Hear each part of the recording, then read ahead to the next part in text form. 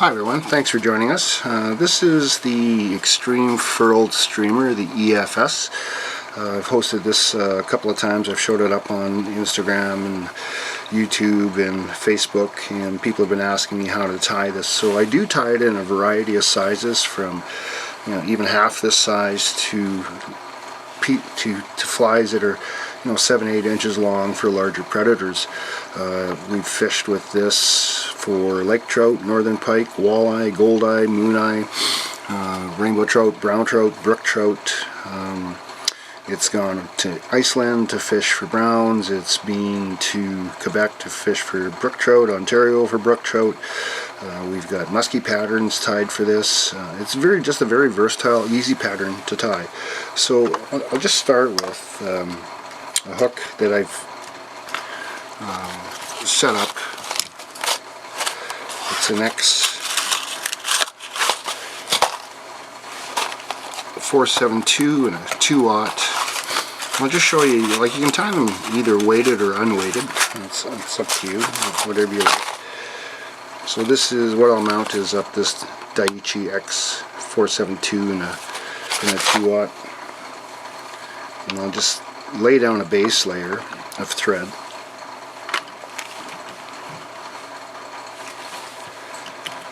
I may not have enough material here to tie this. We'll start. We'll give it a go here. So I'll just start behind the hook eye. Pre-waxed my thread just with some cobbler's wax. And then I'll just spin this on, lay a good solid base layer. And notice when the barrel hit the hook point, it just changed direction on us. And come back, do a third base layer. I'll sit down and do 25 to 100 of these at a time if I'm going to tie a large volume of them. Now I'll just run the hands half round lead. So it is truly a half round lead. It's really quite wonderful for adding on round hook shanks for streamer or lure patterns. So we just keep that tight, and we'll just do touching turns with the lead coming up the hook shank. Well, I can probably spin this on with my vise as well, but just for those that still do it in a manual fashion without an inline rotary vise. And then we'll just put a few coats, go back and forth with our thread.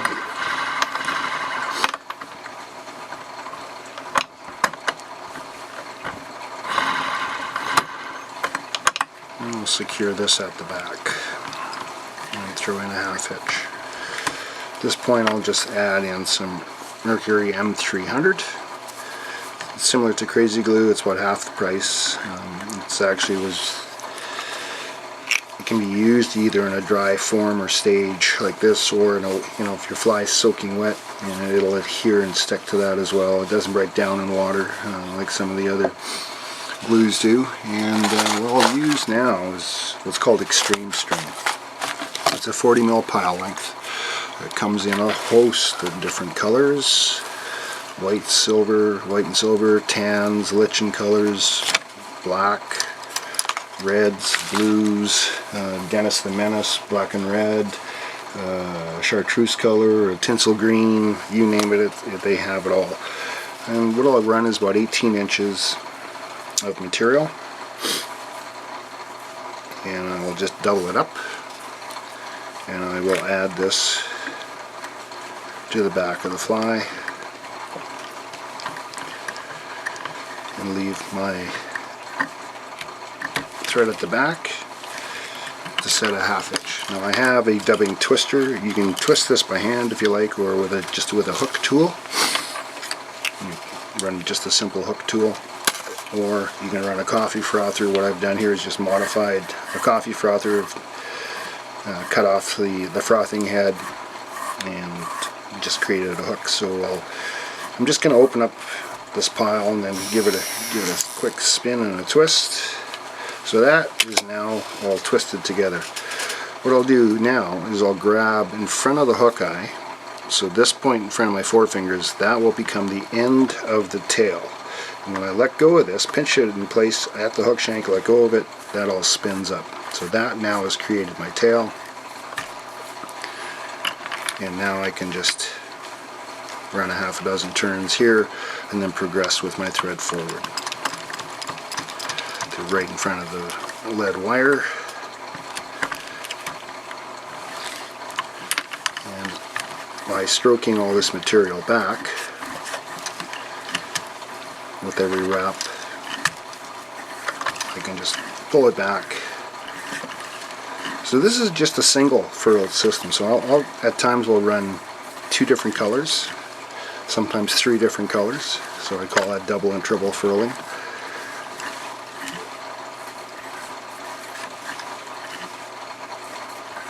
And if you have a bit of a tag left over, not to worry about it, I just tie it in and let it swim to the back of the fly pattern anyways. It just helps keel the fly somewhat. But I am a bit short. I should add a little bit more, but so what I'll do in this case is I'll just make an extra larger red head out of the red extreme chenille. We'll just add this on. Again, we got about 8 inches here, 10 inches. We'll trap that in front of that last bunch, pull that back, advance my thread up behind the hook eye.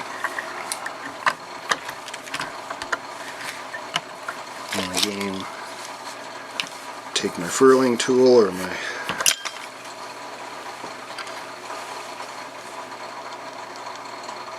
auto dub tool, open the piles up a bit, give it a spin, and now I'll just advance with touching turns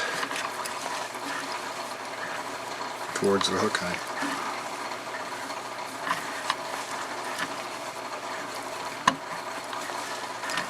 So this is a great color combination for northern pike, and I've definitely found it to work extremely well on browns in the Bow River and in the Clearwater and in the Red Deer River and our southern Alberta streams. So again, bring that up right behind the hook eye, and then we'll tie that off. Leave that tag length. Again, that will just become a wing. And flip that back. Tie off in front. This is a fast, simple, easy pattern to tie. It hits the profile right of the minnows patterns, or the minnows out there